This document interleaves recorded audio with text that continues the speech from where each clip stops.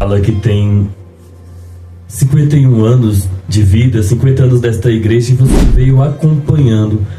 Então, acredito que você veio acompanhando desde o nascer da igreja, ainda que não verdadeiramente visualizando, porque era muito nova, mas veio toda esta caminhada da igreja, e você já deve ter escutado muito as pessoas falando de como foi a construção, de como foi feito essa igreja. Eu sei que você, como coordenadora da Pastoral de Educação, fez agora um trabalho exclusivo sobre a vida do Frei Justo, a construção da igreja. Então, partilha isso para quem está nos ouvindo agora. Nós vamos resumir em apenas 2 páginas essa história tão grandiosa. Frei Justo chegou no Brasil, na Bahia, e veio para Seabra. Veio e um tempo depois ele foi evoluído a pároco, né, a vigário da comunidade.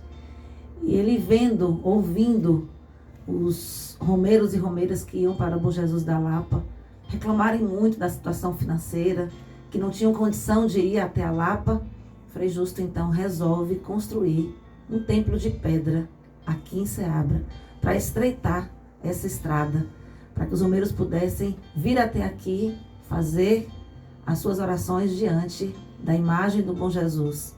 Não que não seja diferente de ir ao Bom Jesus da Lapa, mas é o fato das pessoas terem condição de renovar a sua fé, de revigorar a sua espiritualidade diante da igreja. E ele contava isso pra gente. Eu vim para Seabra aos 3 anos de idade. Mas já conhecia um pouco da história, ouvindo dos meus pais. Assim, eu cresci ouvindo. Assim, é bom falar disso porque meus pais católicos, lá na comunidade de onde nós somos, Olhos d'Água do Seco, que é de Bitiara, nós éramos firmes da igreja. Então eu cresci dentro do espaço da igreja católica. Meus pais faziam o culto da igreja católica. Então quando nós viemos para cá, o meu caminho foi para a igreja. Então a mãe me levava para as missas do sábado à tarde. E aí já era na igreja do Bom Jesus. A nossa casa, a partir dos 6 anos de idade, passou a ser na Rua Jacobanás, onde é até hoje, onde meu irmão mora. E é fundo com a igreja de São Sebastião. Então o nosso movimento com a igreja foi sempre muito forte. Meus irmãos vieram para Seabra, maiores do que eu, porque eu sou caçula, após meu irmão Marcelo, 9 anos. Então eles tinham uma vida já da juventude. E eles contribuíram com o Frei Justo na construção da igreja. Eles vieram um pouco antes, Paulo veio um pouco antes. Paulo era do grupo de jovens de Seabra, ele fundou o grupo de jovens de Seabra, junto com Marisa, Bima, irmão de Zaldaí. Era um grupo grande. Paulo tocava, Paulo cantava. Aí Marcelo e Carlos José vieram depois e também fizeram parte desse movimento.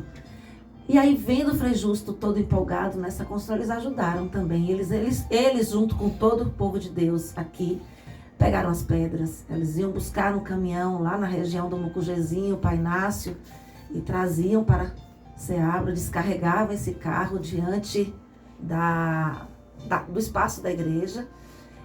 E muitos jovens estavam lá. Vou falar só desses para não correr o risco de esquecer outros nomes, né? Uhum. Mas eles colaboraram. Então eu fiquei envolto disso, de ver esse movimento, de ver minha família envolvida nesse movimento.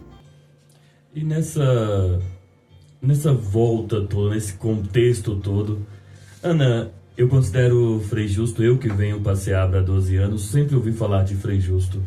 Quem era essa entidade, Frei Justo Venturi? Um homem firme nas palavras, um homem justo, como o próprio nome o intitula. A gente recebe de batismo o que de fato nós somos. E ele de fato tinha essa justiça nas palavras. Era um homem que aconchegava as pessoas ao seu redor, mesmo que com coques na cabeça, mesmo que com palavras mais ríspidas, mas todos queriam estar perto, porque ele falava para nós com a verdade. Então nós queríamos estar perto dele. Essa missa da criança mesmo à tarde, no sábado, altamente acolhedor para as crianças. Nós chegávamos na igreja e na época da safra da tangerina era um pavor, né? Porque a gente passava pelo quintal dos padres primeiro pegava uma tangerinazinha e ia para a igreja. Aí ele chamava a gente de seus ladrões, estão pegando as tangerinas, num tom de brincadeira, mas para dizer a gente, cuidado, não faça isso em um outro lugar, porque lá estava fácil, lá estava aberto, mas para nos orientar de que aquilo que não é seu, você não pode mexer, precisa de autorização. Ele nos educava. Ao término da missa, a gente ficava naquela escadaria que ainda não tinha aquele gradil para brincar. Ele brincava conosco no final da celebração. A gente brincava de várias coisas, inclusive de morto-vivo. Morto-vivo, na escada. Ninguém caía, ninguém se machucava. No final a gente saía com balas, com brincadeiras, muito divertido, muito. Então, aos sábados, a catequese acontecia antes da missa. Então, a gente ia para a catequese, no centro catequético que ele construiu. A princípio não tinha o centro catequético, a gente tinha a Casa das Irmãs que ele construiu primeiro, né? Quando eles vieram, eles construíram juntos a casa paroquial dos frades, o convento dos frades capuchinhos. É bom falar disso. Seabra tem um lapso de memória. A casa paroquial é hoje onde funciona o apostolado da oração. Aqueles 2 espaços lá de baixo. Quando eu cheguei, eu conhecia essa história. Ali era a casa paroquial. Mas quando os frades chegaram e ficaram responsáveis pela paróquia, eles construíram o convento e trouxeram a sede da paróquia para a casa deles. Então, aquele espaço à frente, que hoje é secretaria e funciona como paróquia. Para quem não compreende isso, só para tentar elucidar um pouquinho essa história para vocês, Ana pode me corrigir, mas a paróquia São Sebastião em Seabra nasce como Paróquia Nossa Senhora da Conceição do Campestre, depois ela vem para Seabra, há essa mudança, a Igreja Nossa Senhora do Campestre transforma-se em uma igreja comunitária e a Igreja de São Sebastião é levado ao nível de paróquia, e nesse momento quem é o pároco é o padre João Pedro Alves, se não me engano, que hoje está enterrado no cemitério aqui velho do centro da cidade. Ele foi enterrado lá, na igreja. Aí os ossos deles foram levados para a igreja. Essa parte também eu me recordo. Sim. Era um cemitério no fundo da igreja de São Sebastião. A primeira igreja, a pequenininha, que a gente já deve ter visto aí vocês que ainda não vivenciaram ela, né? A primeira, ela é bem menorzinha. E ela tinha ao fundo um cemitério. Ao lado ali, onde são aquelas 2 outras casas, né? Que hoje é uma casa residencial e a outra é um comércio. Tudo fazia parte do terreno da igreja. Então nós tínhamos uma área grande além da área do cemitério. E Frei Justo, pensando no espaço para a juventude se aproximar, se aconchegar, fazer seus ensaios. A gente tinha naquela época teatro, a gente tinha muita música. A igreja estava num momento de renovação, não de renovação carismática, mas de acolhimento mesmo à juventude. Então o Frei Justo resolve com os jovens fazer uma modificação. E o cemitério que estava ao fundo, ele começou a ser limpo, porque já não se enterrava mais nenhuma pessoa da comunidade. E esses restos mortais foram levados para o cemitério do centro da cidade. Ali existia um obelisco enorme no meio. Eles quebraram as ossadas todas que estavam dentro dela, foram levadas para lá. Isso eu posso contar porque meus irmãos contam. Eles participaram, eles participaram, Paulo, né? Eles participaram disso. E aí o obelisco, tempos depois agora, recentemente, Linda me perguntou se eu sabia disso. Eu falei, sabia. Linda fez a réplica desse obelisco na praça. Então aquele obelisco que está ali no centro da nova praça, né? Aquela praça bem modificada por várias vezes, aquele obelisco no centro com os pontos cardeais é uma réplica do que existia ao fundo da igreja São Sebastião. Esse movimento aí já existia a igreja, já tinha sido construída. Mas nós tínhamos as missas da matriz e as missas da Igreja Bom Jesus. E fazíamos com que acontecesse normalmente como acontece hoje, os horários. Uhum. Então, Seabra nasce como igreja diocesana e aí como paróquia, né? E aí, se não me falha a memória, em torno de 59 anos atrás, vem a vinda dos frades capuchinhos para Seabra. E aí sim, há essa mudança que a Ana fala, que a casa paroquial, que era na Praça do Correio, ali perto do Correio, hoje está no convento dos frades capuchinhos. E a Igreja do Bom Jesus foi construída porque em cada convento de um frade capuchinho tem uma igreja própria daquele convento, pertencente ao convento dos frades capuchinhos. Então a Igreja do Bom Jesus é uma igreja conventual. Isso é muito importante. Isso precisa ficar muito no conhecimento popular. Ela foi construída com a participação da comunidade, ela foi um desejo de Frei Justo com a comunidade, sim, mas ela está construída dentro do terreno privado.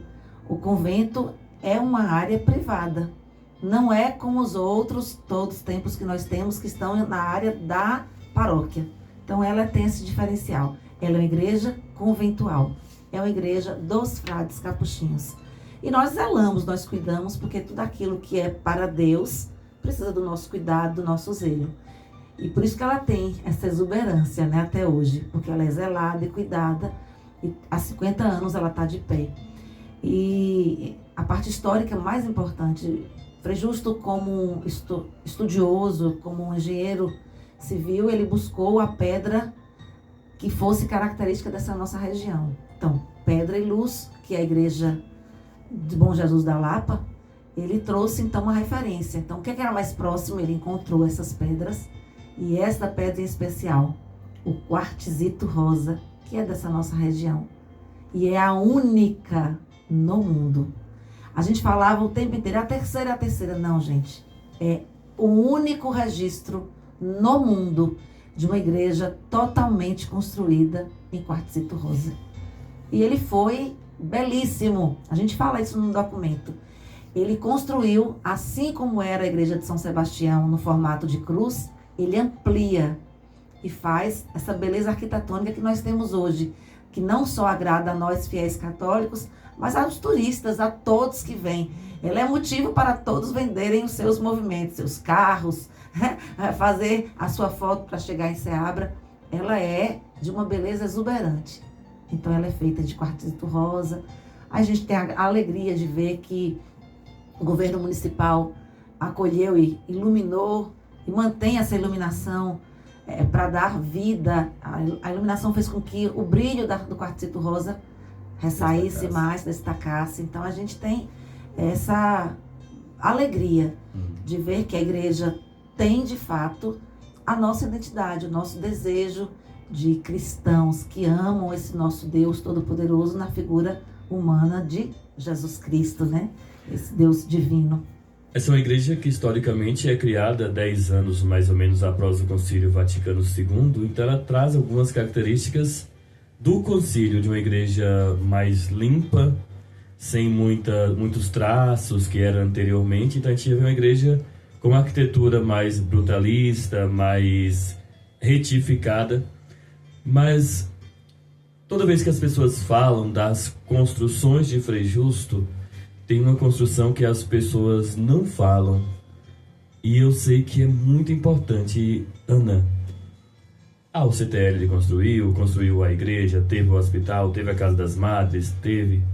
E os corações que foram construídos por Frei Justo, Ana? Números que batem forte até hoje, com saudade, com desejo de que esta memória não se apague nunca e que nós tenhamos mais e mais Frei Justos, tanto como frade capuchinho, mas também como líderes, homens e mulheres da nossa cidade, fazendo o que ele fez. Ele enxergou o que a gente não enxergava, o que nós não víamos. E ele conseguiu contemplar que a cidade precisava crescer e tinha espaço para crescimento. E ele fez que nós tivéssemos esses olhos abertos para isso. Então, se nós temos hoje a igreja de São José, fazendo com que aparecesse o bairro, Arthur Alves, onde eu moro, ele construiu a igreja de Nossa Senhora Aparecida no formato da imagem de Nossa Senhora Aparecida, alargando então os espaços para a Boa Vista. Ele constrói o CTL mais acima, para não ficar no centro da cidade, também num espaço onde a acústica fosse boa e os encontros de formação fossem plenos, né, como devia ser. E por um tempo ela deixou de ser da igreja, mas passou a ser da educação. Tá? A UNEB funcionou lá por tanto tempo, hoje é a sede da prefeitura. Mas nós vimos que ele nos ensinou, quem comungou das palavras dele, pautadas no Evangelho de Cristo, sabe de fato o que é falar de Jesus na verdade. Se a gente não seguir isso, a gente está sendo infiel ao que Jesus nos pede, porque ele de fato nos exigia. Eu me lembro de uma coisa muito besta aos olhos dos outros, mas para mim muito significativa. Às vésperas dele ir embora, eu não sabia que ele ia embora, porque ele foi de surpresa, ele não contou para ninguém. No sábado, na igreja do Bom Jesus, no casamento de uma paroquiana nossa, né? Aí terminou o casamento, ele me deu um cascudo bem grande na cabeça, assim, eu estava do lado do órgão, e ele disse: você não casa grávida, viu? Aos olhos dos outros. Assim, ele disse, ele imaginava que ele não me veria mais, né? Mas ele queria me dar essa orientação para a vida. O último conselho de pai. O último conselho de pai. E eu tive pai e mãe esse tempo inteiro em que esses frades estavam aqui. Mas eu não posso negar de que eu tenho essa intimidade fraternal com todos eles, né? Por cada um. Por Frei Justo, por Frei Feliciano, por Frei Graciano, por Frei Samuel. Frei Samuel foi meu parceiro no educandário, no período em que eu estive na gestão da escola. Frei Tião, Frei Haroldo, Frei Anailton, hoje Frei Gilton. São pessoas, eu não esqueci de falar de dois, tá? Não posso deixar de falar de dois. Dois que de fato são pais e que falavam comigo muito. Frei Geraldo e Frei André. Não pode, é ruim citar porque a gente pode esquecer, mas de fato eles todos se posicionam na minha vida e assim na vida de todos aqueles que permitem como pai. Eles aconselham, eles orientam, eles abraçam, eles mostram de fato carinho por cada um de nós. É preciso que a gente sempre diz assim: o Senhor nos chama, basta o nosso sim. Assim também é com os nossos frades. São homens, cheios de pecado assim como eu tenho, mas eles nos chamam, eles nos acolhem. Basta que a gente saiba dizer sim. Se eu coloco tantas dificuldades, aí sim eu começo a olhar só o humano e passo a esquecer que ele é persona, né? Ele é a identificação do próprio Cristo no meio de nós. Atrelado a isso, nós tivemos as Irmãs da Reparação. Frei Justo, com sua mente brilhante, além de crescer a cidade, aí a gente pensar na água, que a gente ainda até hoje não tem. Ele já pensava nisso naquele período.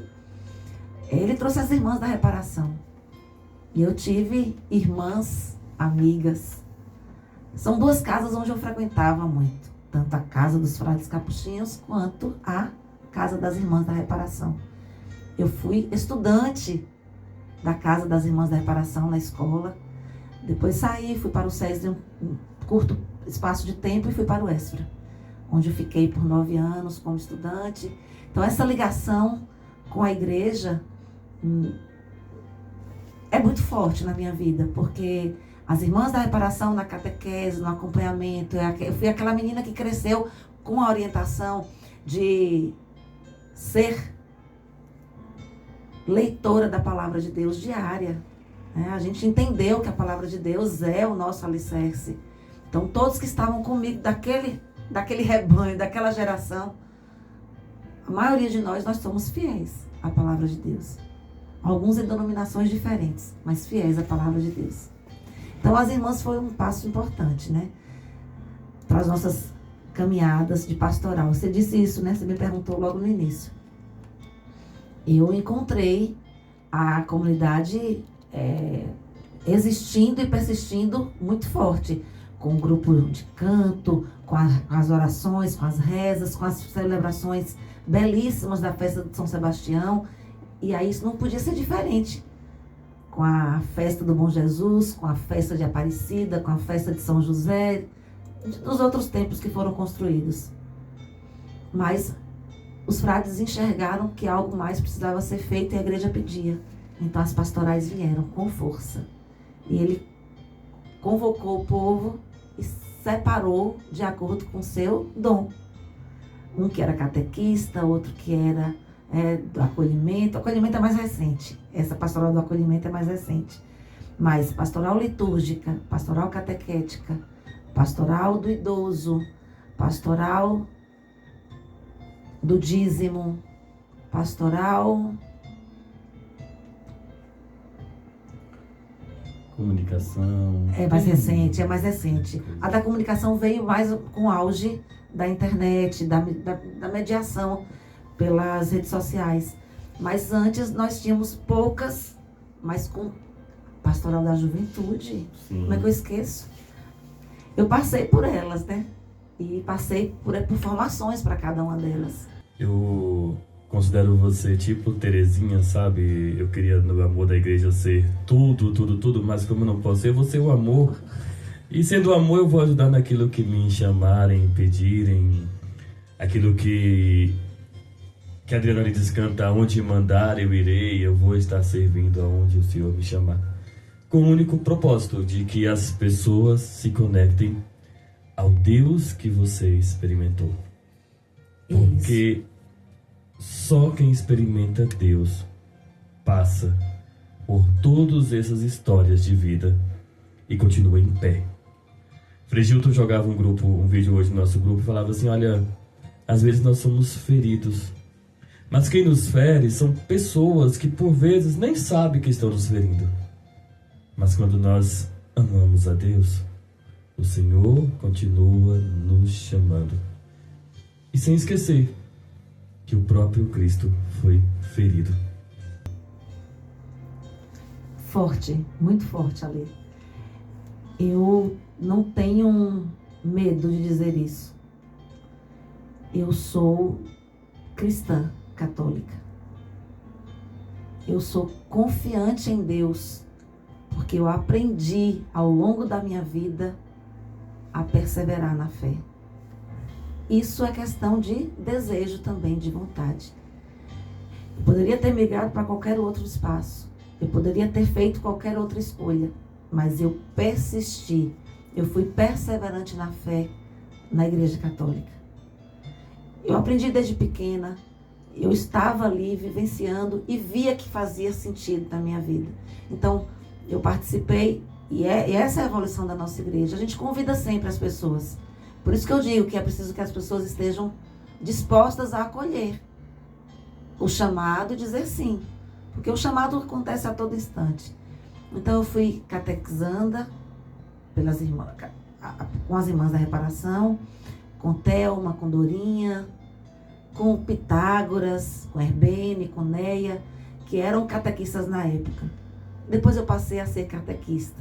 Então eu fui catequista de Thalita, de Zuleika, de um monte de gente de uma faixa etária que hoje já são mães, né? Todas mães. E aí eu vi que eu podia ir para um outro lado, né? E fui para a liturgia. E a gente tinha reuniões semanais, encontros para fazer leitura da palavra. Eu achei que eu podia um pouquinho mais. Aí fui para a pastoral da juventude. E por lá fiquei por um bom tempo. Então, os grupos de jovens que nós organizávamos, não só na sede, mas nas comunidades, fizeram com que a igreja tivesse um novo vigor, uma nova alegria. Aí, quando eu vi que eu estava enveredando para o mundo do casamento, aí eu disse, então agora eu me afasto da juventude, porque a juventude toma conta deles, e fui para a pastoral litúrgica mais voltada para a música.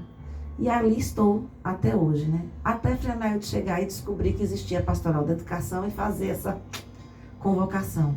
E aí eu tenho feito esse chamado a tantos e outros educadores e educadoras, não só profissionais, mas pais e mães que se sintam educadores para fazer parte desta pastoral.